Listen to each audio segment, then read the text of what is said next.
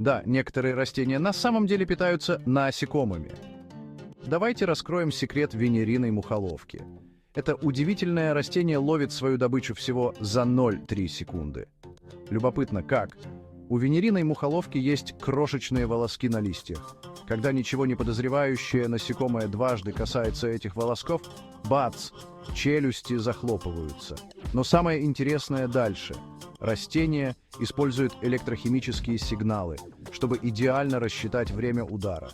Как только ловушка закрывается, мухоловка выделяет пищеварительные ферменты, расщепляющие добычу. Этот процесс – чудо природы. Поэтому в следующий раз, когда вы увидите венерину мухоловку, помните, что это не просто растение, это хищник,